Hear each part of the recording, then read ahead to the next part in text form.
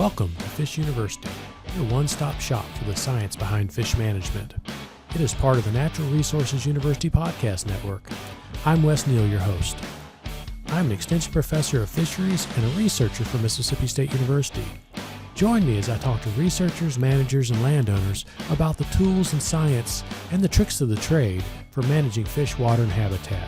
The goal is for you to have better fishing and a healthier aquatic ecosystem. So grab a notebook and the beverage of your choice and relax and enjoy Fish University.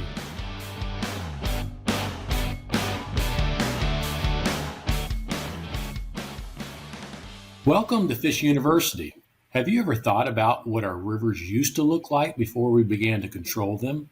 The Mississippi River used to be a dynamic, ever-changing serpent that writhed and twisted within its alluvial plain. Under normal flow, parts of the river were up to a mile wide, but when it flooded, it could cover forest on both sides with a blanket of water up to 50 miles wide. This connection to the floodplain was critical to the river ecosystem. And then, about 150 years ago, we began to cut it off from most of the bottomland hardwood forest using levees and other water control structures. Today, many of our rivers are more like canals with little connection to the forest they desperately need. To discuss this, my guest today is Dr. Sandra Correa. Dr. Correa is an assistant professor in the Department of Wildlife, Fisheries, and Aquaculture at Mississippi State University, and she is an expert on floodplains and their importance to fish. Sandra, how are you doing today? I'm doing well, Wes. Thank you for having me. Sandra, you've been working both in the U.S. and around the world with fish floodplain interactions. Let's talk first a little bit about how rivers are supposed to work in their normal state.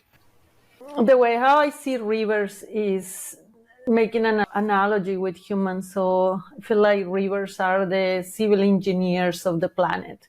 So basically they are carving as they made their way through the landscape, and then they're forming, basically shaping the landscape.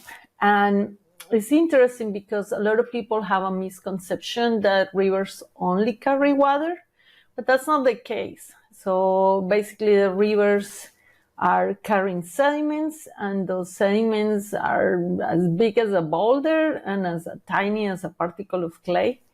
And that movement of water and sediments through the landscape is what forms a river channel. When we think about the landscape of the Mississippi River, for instance, so there are some old posters that show how the historical movement of the river channel along the Mississippi River floodplain, so the alluvial valley, which is where all the sediments deposit. So there are historical maps that show the migration of the channel over centuries. And if we look at that, it's beautiful. It's like a blanket that is like a quilt made of little parts. And those little parts, when you look close, is all the oxbow lakes, all the old channels that when the river changed course, then they got disconnected. So when we think about a floodplain, it's basically a system that has many different types of habitats, some permanent flooded lakes, and there are some channels that get connected, disconnected to the river as it floods. So that's the natural way how rivers are shaped when they have a hydrology that hasn't been changed or modified.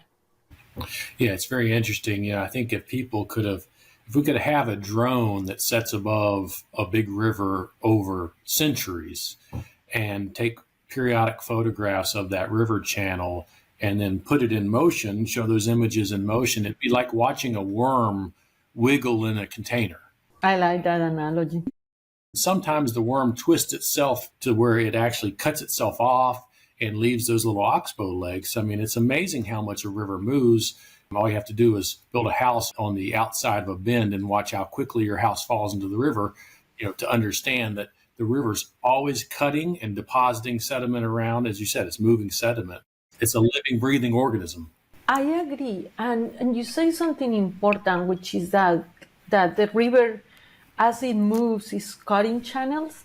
So the river has one side where sediments are being deposited, and that's when you have those new beach sand deposits. And then on the opposite side of that, then the river is carving the land. And right now, I have a colleague in Amazonia that is looking at the risk of what they call tierras caídas, so it's like foul land. And it's basically that people have built permanent housing on the riverbank. And now all of a sudden you're having a lot of basically like mudslides. Basically the bank falls completely. And that's really worrisome because people used to build non-permanent construction. So people were aware that the river is always changing course and is permanently migrating like the worm that you mentioned.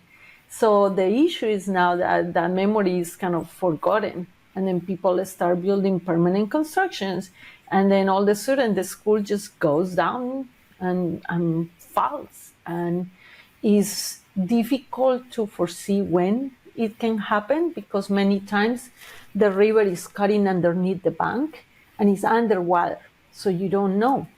And then all of a sudden you have that fall of land and it causes a lot of damage. But it also brings into the water, brings in trees and habitat that the fish use, right? I mean, so when these trees fall in the water and you have these deadfall trees, for years, the fish have evolved to utilize this habitat. And then along comes humanity and says, we don't like this. We're going to control this. And trees in the river are bad because we can't run our boat up and down the river. And we take the trees out and we stabilize the banks and we try to control the river in ways that isn't the way a river's supposed to work. No, it's a really interesting point, Wes, because like in the Mississippi River, people basically tug the logs out of the water. And there were barges that were like going through the river, picking up all the big logs because there were problems for navigation. So they were an impediment for navigation. And what is crazy is that right now there are projects that are trying to put logs back into the river. And basically what the Army Corps of Engineers are doing right now is like trying to put logs back because that is habitat, especially for the very large fish that utilize the river channel. So without that, without those logs, the submerged logs, from all the trees that were falling in the water, then you don't have that habitat. The problem with the Mississippi River is that because it is a river that is engineered for navigation, then the main river channel was cut off from the floodplain through the levees.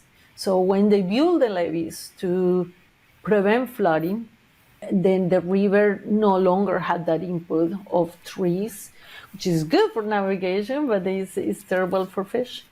Yeah, and it does several things. One is, in addition to the trees that are in the water, we did a lot of levee systems. Well, first we did the wing dikes to keep the river in its channel, right? We tried to focus the water back out to the middle of the channel to prevent that cutting of the banks. And then we put levees along the banks to prevent the water from coming out of or into the floodplain. That was critical because when the river floods into the forest, it does several things. One is the fish utilize that forest, and we'll talk about that a whole lot more. But the other thing is the production within the river comes from that forest. And when you cut off that forest, all that leaf litter and nutrients and all that stuff that you would normally get out of the forest is now gone. But back 150 years ago, we didn't understand this. And so all we understood was, one is we use the river to take our goods upriver to cities upstream. And two, that when the river spills over its banks, it floods out people's houses and it floods out agriculture. So it made sense. Let's control the river. But that, from an ecological standpoint, wasn't a great idea, was it? No, it wasn't a great idea for many reasons. So one is that the floodplains are areas that control, because they store water, they control flooding. So the water doesn't rush through the river channel, but it actually goes inside the floodplain when it's a functional river. Then it goes into a floodplain and the water slows down and stays there for many months.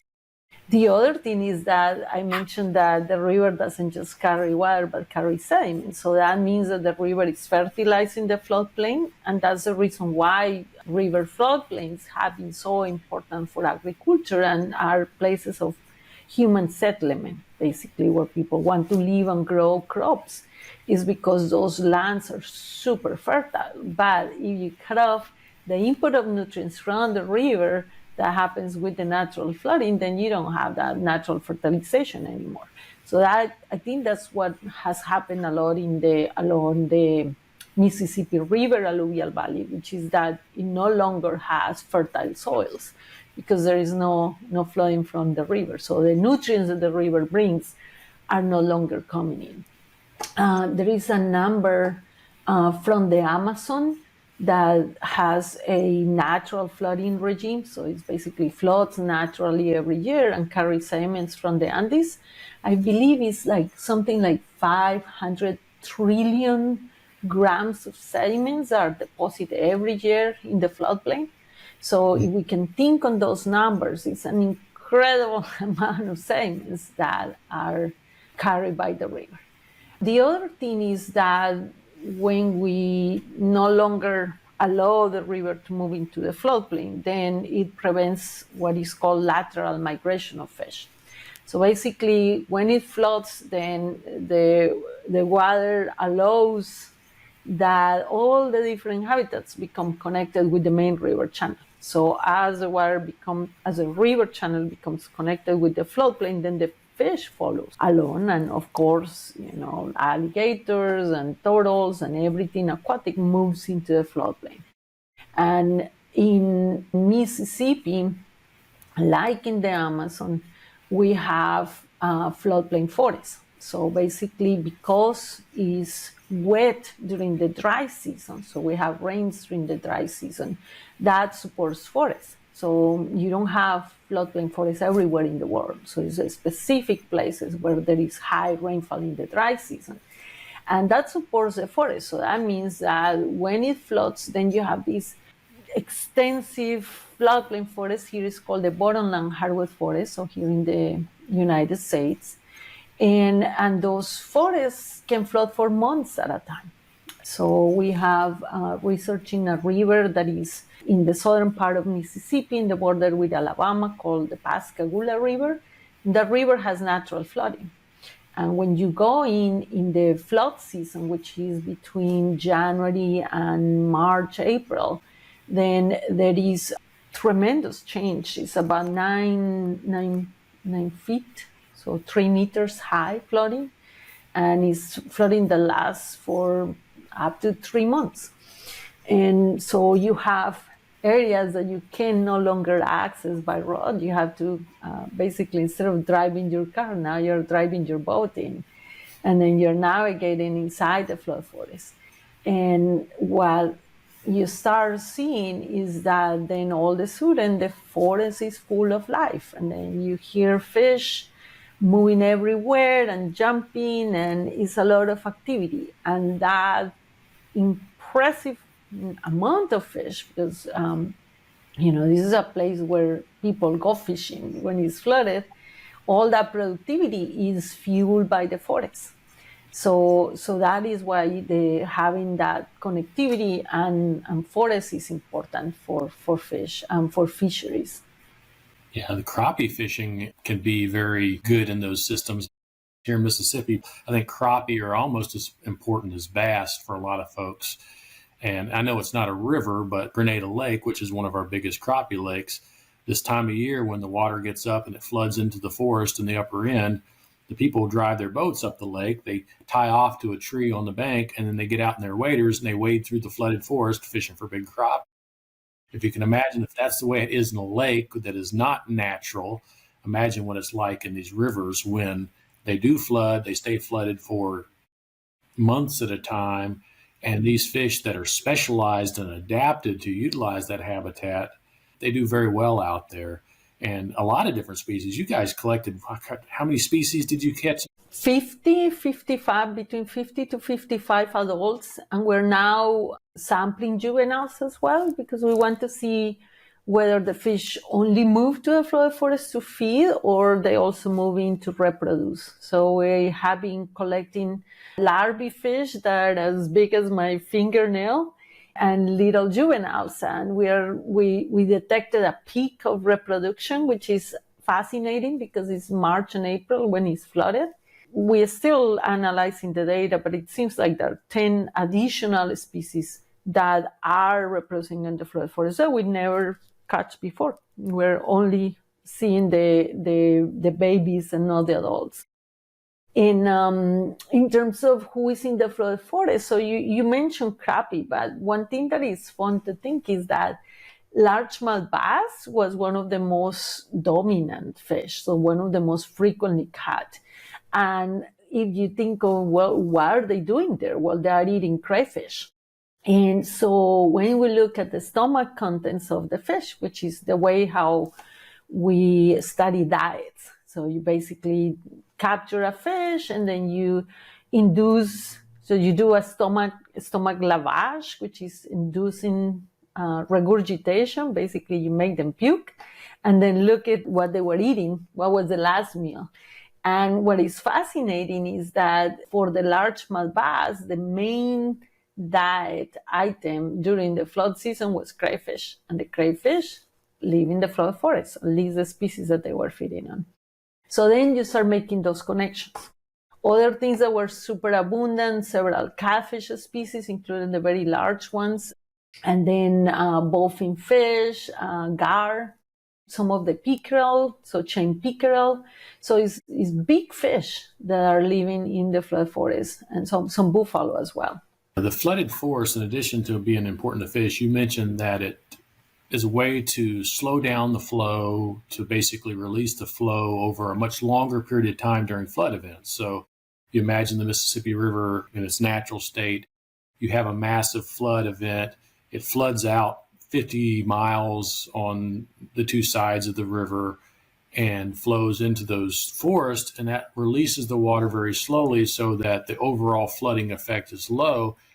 Nowadays, we have levees that are only a few miles wide along the river.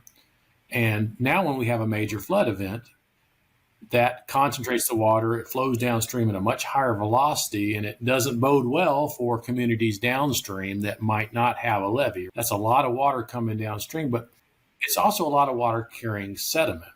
And it used to be, the water would get down to the Mississippi Delta, and it would slow down as it spread out on the delta, and it would deposit that sediment, and it continued to build the delta.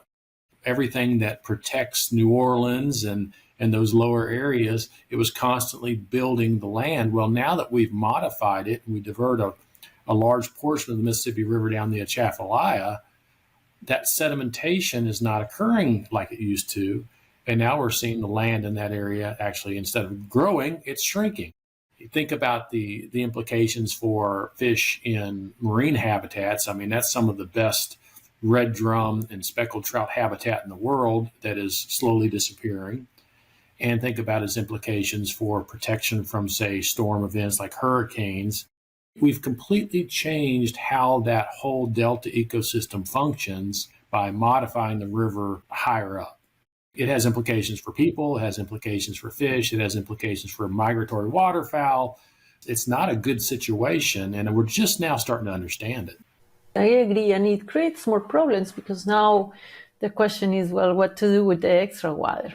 And that's what is causing the diversions of fresh water. When the river reaches a certain level, then the water is being diverged, and it's being diverged in areas that didn't have those massive flows of fresh water like the Mississippi Sound. And then that creates all sorts of other problems. So it's a very complex problem, and it's, again, a highly engineered system. So it's difficult to handle. I believe there is some discussion about recreating some of the normal channel geomorphologies. So basically, how can the river be allowed to go back and forth between the river channel? and the floodplain, and that will fix a lot of problems. The question is that, it requires a big investment and a big engineering endeavor. And a big change in how people think about human society along the rivers and our ability to live next to the river, farm next to the river. It's a lot like the people that rebuild houses along the coast every time a hurricane hits, and those of us who live inland are like, why are you building back? Because the coast is a wonderful place to live. Well, folks like to live along the shore of a river, and they don't want the river coming to eat their house. So there's that whole mentality change that's necessary to get people to think about it. In general, we're starting to understand the damages we've done to rivers through building dams, and we're starting to remove dams.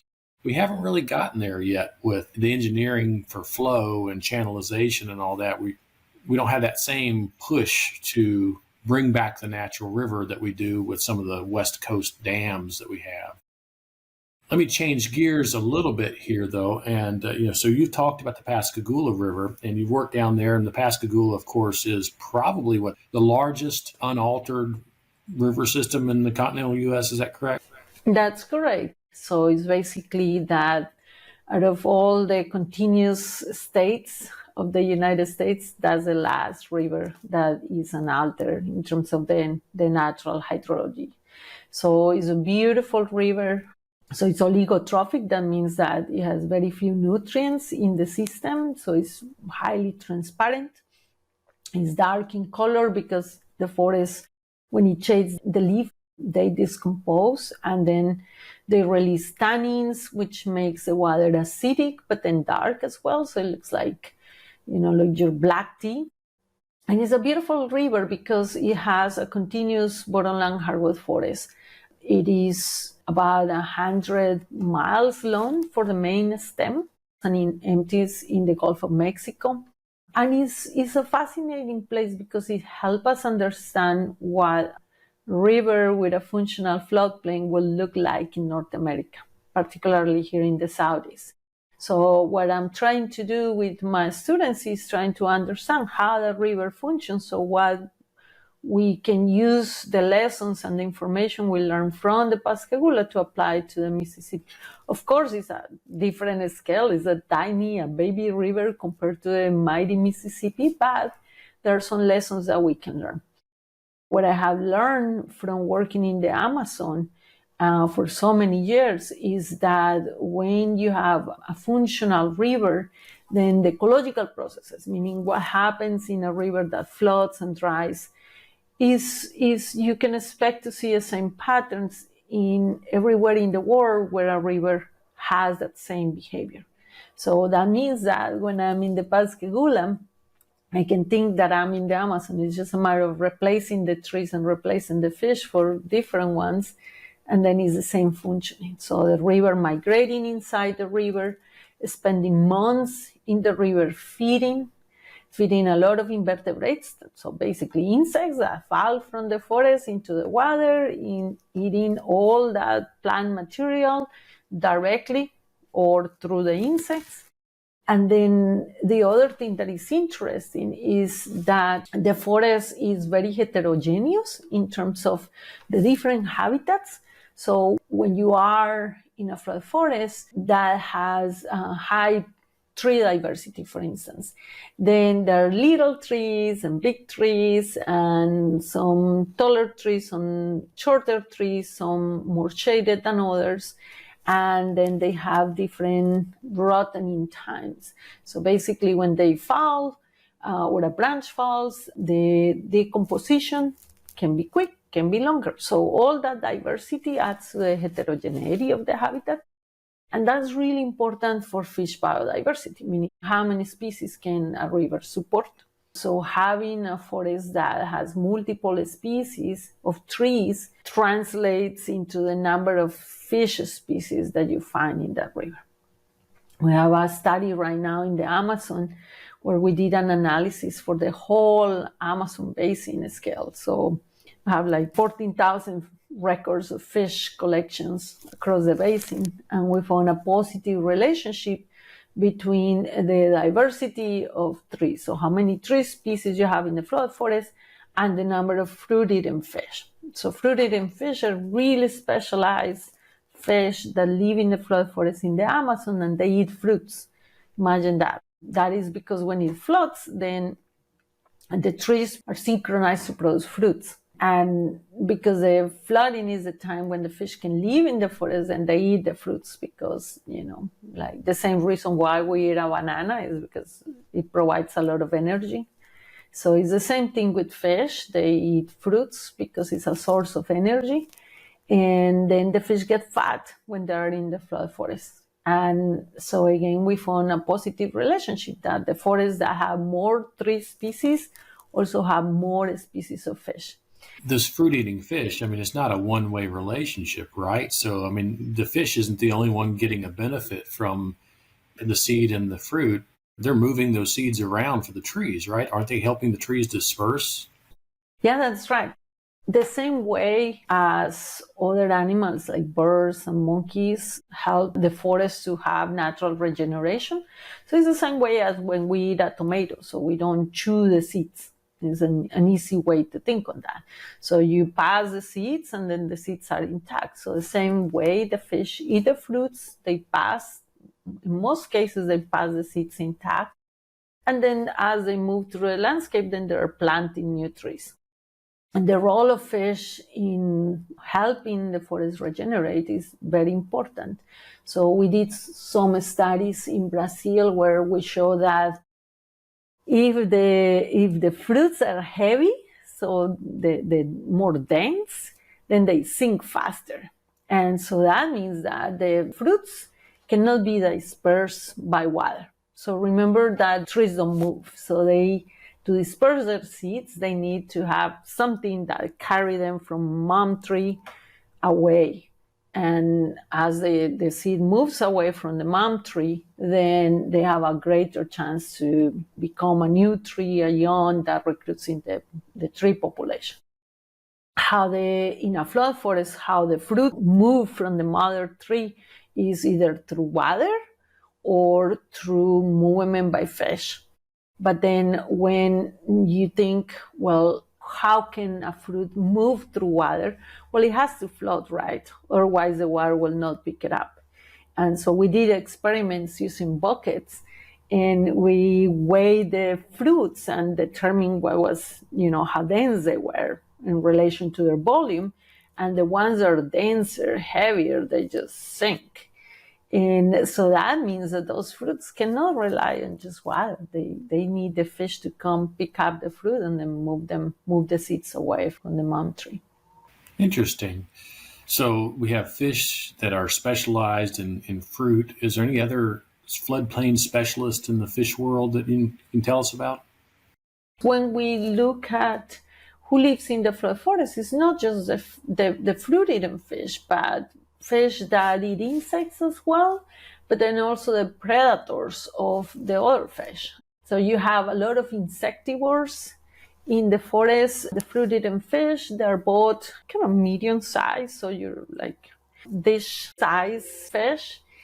But then in addition to that, then you have the larger fish that move in the flood forest to predate on those fish. So for instance, in the Amazon, we have the arapaima, which is one of the largest freshwater fishes in the world, and also the pink dolphins. So they're both big predatory fish and mammal that are specialists in flood forests that migrate. So do those lateral migrations when the forest is flooded. You mentioned the arapaima. I think a fish that I've always found fascinating that we find in these flooded forests in the tropics is the archer fish. Yeah. A really cool fish. And it's not a big fish, but it can sneak up underneath an unsuspecting insect on a plant or a tree limb and really skillfully shoot a perfect stream of water up and knock the insect off so it can eat it. Yeah, they are cousins of arapaima. They are what is called the bony tongues. So their tongues is made of bone and has like kind of teeth over, and is pretty fascinating because the indigenous use it for like shredding, like they use it to shred manioc. So it's a pretty valued fish, and it's also the archer fish is valued for ornamental purposes. So basically, they are harvested to be cheap around the world for the ornamental fish market. Hello, everyone. Thanks for listening to Fish University. Do you have a question or a topic for the podcast? If so, you can email me at wes, that's W-E-S, .neal, that's N-E-A-L, at Mississippi State, that's MSSTATE.edu. Or instead, please visit the Fish University Facebook page. On the Facebook page, you will find useful articles, videos, stories, and other information, as well as updates on upcoming podcasts. Not to mention, you can send me a private message with questions or suggestions. Just search Fish University and look for our colorful logo. And please follow the Fish University page. We need your support. Now back to the show. So we've been talking some about how rivers are supposed to function and how they function in a natural situation and how important the floodplains are for the fish. But as we mentioned at the start of this segment, we've changed our rivers a lot. And if you come to the United States, it's real easy to go to some place like the Mississippi River and see all the different water control structures that we put out there. Mm-hmm. We've kept the river within the main channel using wing dikes, and we keep the river from spilling out on its banks using levees, and we have water control structures on all the major tributaries to prevent too much backflow. And we've really changed these rivers. Let's talk a little bit about what we've lost in that process, because we've lost a lot of the natural function of the river. When you've basically controlled the flow for human purposes, we lose a lot of the ecological functionality of the system. Yeah. So when we think about the capacity of a system or an ecosystem to support biodiversity, so like how many species can a system support? Then the question is, well, what are the resources that those species are using? What is their habitat? So meaning, where are they living and what is there for them to live? And the more diverse the system is in terms of the different habitats they have, type of foods that it offers, the more species it can support. So when we lose or those backwaters, those channels that go in the floodplain, then you are left just with the main river channel. Then who can live there? Well, those are fish that can swim fast, usually are large, or fish that go live in the bottom that have a very specific diet. So either fish that eat invertebrates, aquatic invertebrates, or that are filtering the water, or fish that eat detritus, which is basically a mix of dead organic matter and algae and biofilm, which is bacteria and things like that live in the sediments at the bottom that not necessarily is deep, because remember that in many places as you go deep, then there is not enough oxygen.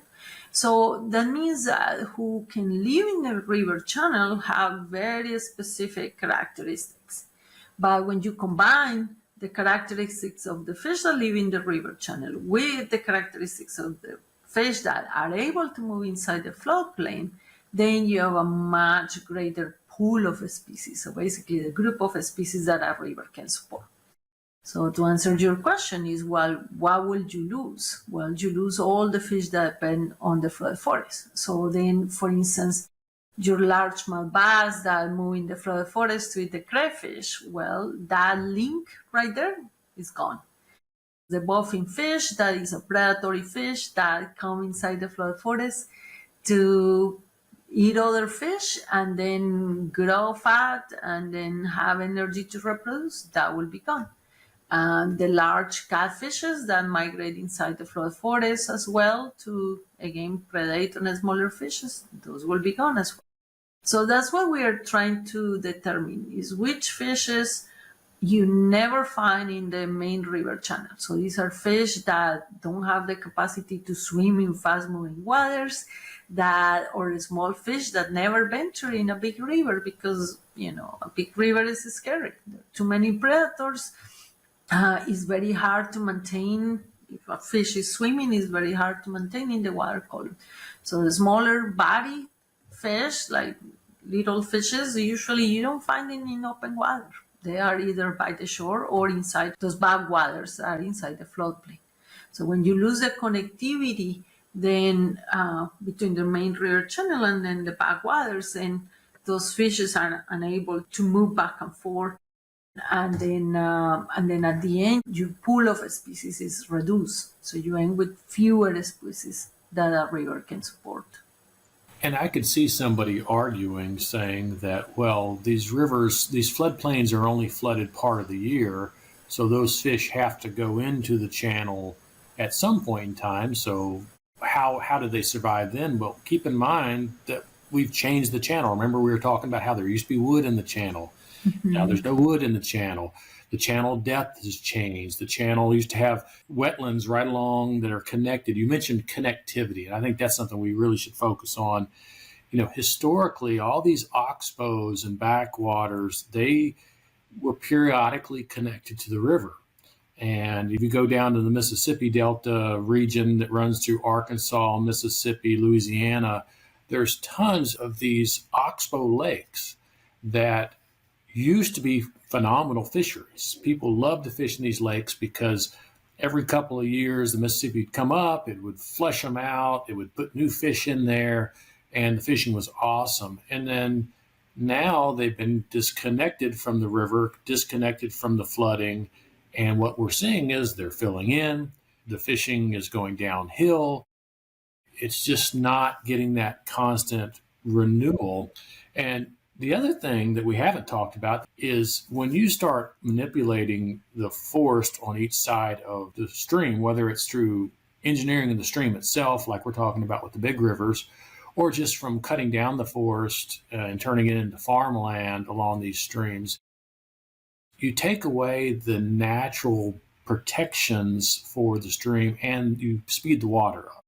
And what that results in is you end up incising or cutting, that stream cuts deeper and deeper and deeper to the point where it can no longer connect with the floodplain. There's no place for fish that need that still water, backwater habitat to hide. And you basically eliminate those fish, especially our smaller streams that flow through ag lands in Mississippi and elsewhere in the South. I mean, some of them, we were walking up the streams where we'd have to climb down a bank 50 feet into the ground to get down to the river to sample the river. That's never going to come out of its banks again because it's cut its way down to the point where it's so incised that it's permanently channelized. There's so many ways that we affect these streams when we start messing with the floodplain and the ability of that river to spill out of its banks. And the other thing is that, like right now, like earlier in the year, we were seeing like a big drought in the Mississippi River, and that is a side effect of not having functional floodplains anymore, because when the water stays in the floodplain, it percolates inside the groundwater and replenishes the groundwater. And in the dry periods, that's where the river is like the savings account of the river. So the river is borrowing the water from the groundwater and replenishing when it's at base level. So then that's the issue. So now you're having drier rivers and rivers that are deeper, because when it's flooding, then you're right, the river is cutting the banks and it's rushing really fast. And there are rivers around the world that are having that same problem. One of the main issues, for instance, is in Southeast Asia, in the Mekong River, they are mining sand. They are removing sand from the river. So it's an accumulative effect of having dams all over the river trapping sediments. And then in addition to that, the few sediments that make it to the bottom of the river, like where the river meets the ocean, then people go there and remove the sand. So the end result of that is you have like really deep channels. And, it's hard for us to make those connections, but think about everything that is made of sand. Your glass to drink water, your cement, everything, like the concrete that we used to build. So everything is made, many things are made of sand. So that's why it's important to think about how, going back to rivers, not only carry water, rivers carry sediments, and those sediments are shaping the landscape as the rivers flow through. Yeah, let's talk about the Mekong for a second. You brought that up. They're removing sand. The river is becoming more and more channelized in the lower end. And the delta of the Mekong River is only about 1 to 2 meters above sea level. There's about 40 million people, if I remember correctly, that live within that delta. And because we're removing sand and the river's becoming more incised, the land is beginning to subside. So it's actually predicted that the land is going to subside about a meter, and combine that with a predicted rise in sea level of about a meter. What's going to happen to those 40 million people? You know, it's not just a fish problem anymore. The Mekong River is probably one of the more diverse rivers in the world in terms of numbers of fish species, and that whole lower river is probably going to become a lot more salty. Seawater is going to be able to come in. The ag land that's along the Mekong Delta is going to become solidified, so it's not going to produce anymore. You know, these are really big human problems as well as fish problems. No, that's right, and we're seeing that here as well on the northern Gulf of Mexico. So the northern Gulf of Mexico is really low compared to the sea level. So it's the same thing is happening. So all the coastal rivers are becoming saline because of saltwater intrusion, and then that's going to have an effect on the fish and also on the people that live there. Again, you know, we need to think about rivers as ecosystems and part of the landscape, and that they're extremely complex. So it's not just a channel with water running through. It's a living organism that requires that dynamism of being able to move its channel, to migrate, to go up and down in terms of water level, to carry sediments of different sizes, and then to allow the fish to move across the floodplains. You know, that's the only way to have a functional river that is biodiverse and then supports enough fisheries for people. Yeah, and it's a lot like our migratory waterfowl in that it's not something that individual countries themselves necessarily can address, especially when you're talking about rivers like the Amazon, like the Mekong. I mean, they cut across so many different country boundaries. You know, the folks that live in Vietnam or Cambodia, they may understand that they need to protect the river, but there's not a whole lot they can do about dams that are being constructed upstream in other countries. So it's really, you know, we need cooperation, international cooperation, to be able to protect these things. And a lot of times I wonder, you know, we recognize in the United States that we've really messed up our river systems, and some developing countries should be learning from our mistakes, but they want to develop too. So they start doing exactly the same things that we did. You know, I mean, if we look at now, we're removing dams on the West Coast trying to save our salmon because we dammed up all the salmon's habitat. And we recognize now that that's a major problem and that we need to undo the damage. Well, that's happening all around the world. People are repeating the same thing. It's really a shame, to be honest with you, that we made those mistakes and people aren't learning from our mistakes. I agree, and I have a colleague now that it recently, he published an article last year, and it was fascinating because he did an exercise with a group of colleagues looking at, okay, so if we were going to build dams in the Amazon basin, where would you put them? And the answer is depends of what you are willing to lose.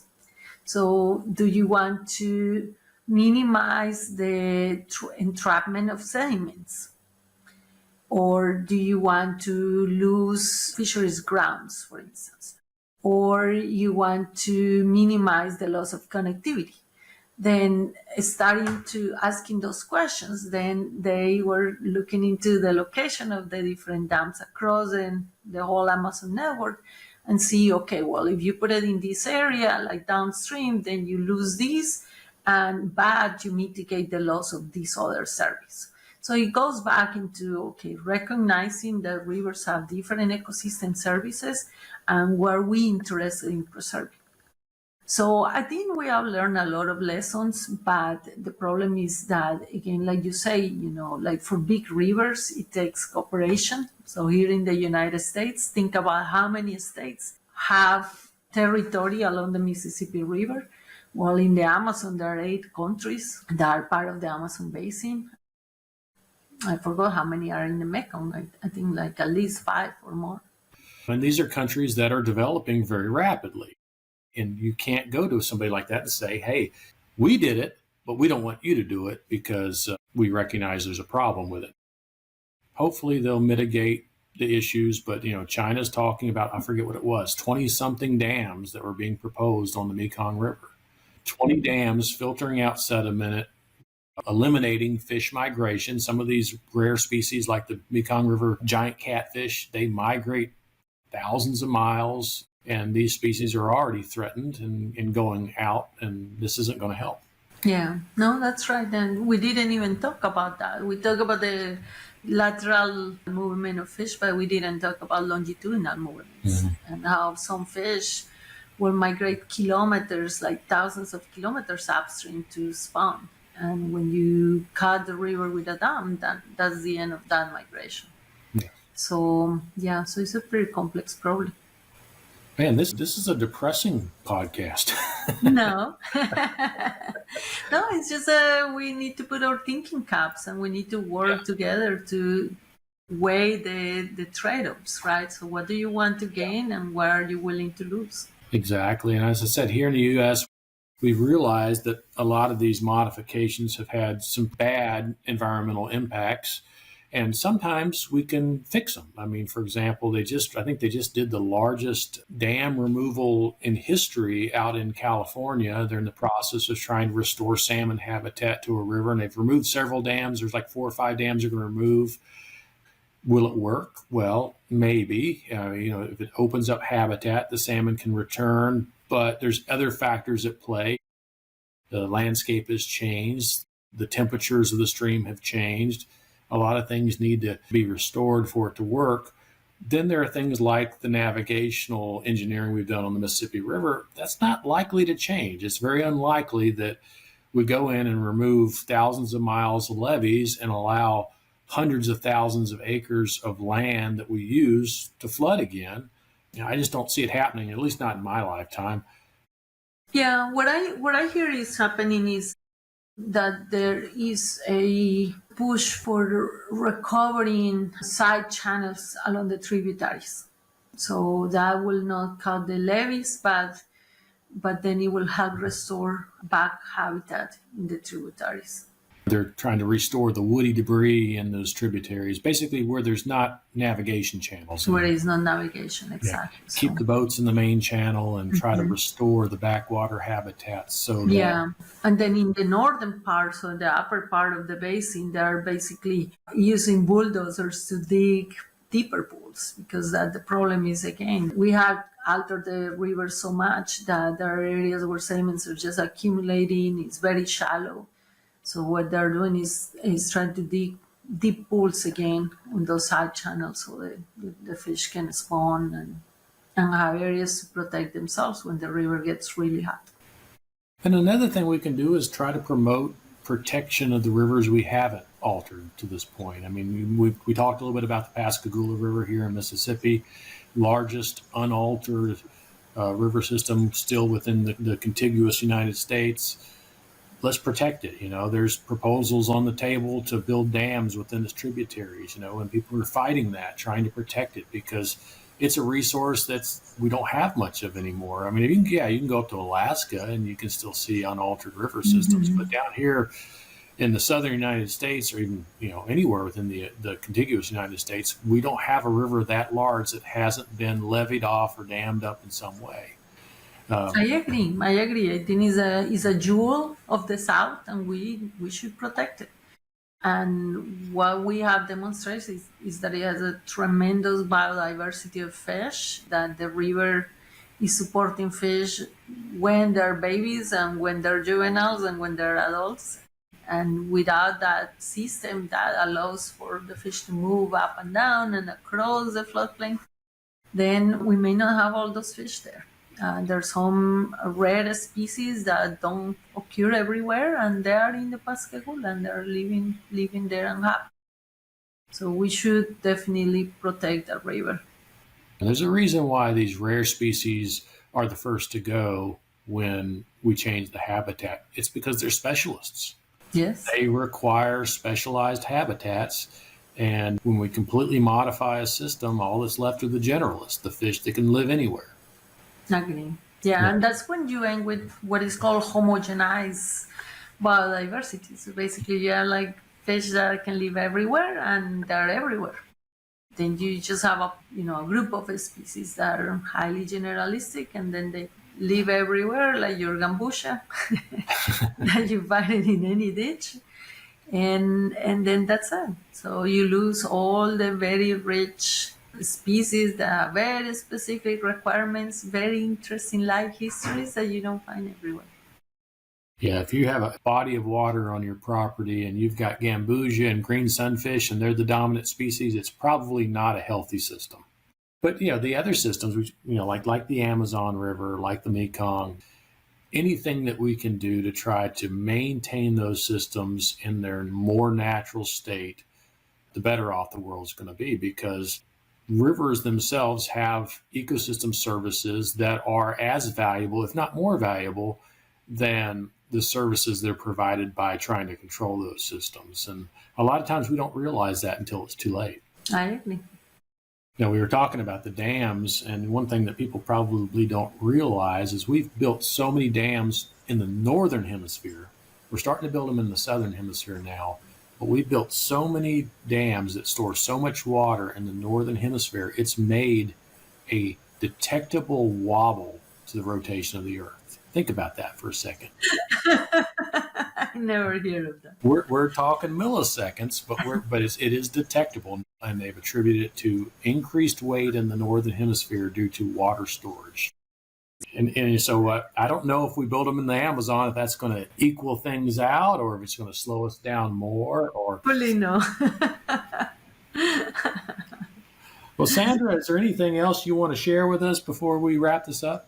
Yeah, so it was interesting when you were asking, well, we're building all these dams, we're doing all this construction, we're doing all these alterations to the rivers, and I was mentioning that we can think about how ways to mitigate and what are we willing to lose and how can we make trade-offs. And the way how we do that is working together. So we need to do co-production of research, meaning working together with the people that use the river and live by the river, and find ways that we have a plan to move forward, whether it's conservation, whether it's restoration, whether it's development, and that meets the needs of everyone, but then also protects the river, the trees, the fish. I think that's a great idea and a great point, because a lot of times our biggest opponents to trying to protect the river are the folks that utilize the river because it's counterproductive to what their objectives and goals are. If you make them part of the process, you get buy-in from the people that depend on the river to become an ally in the process.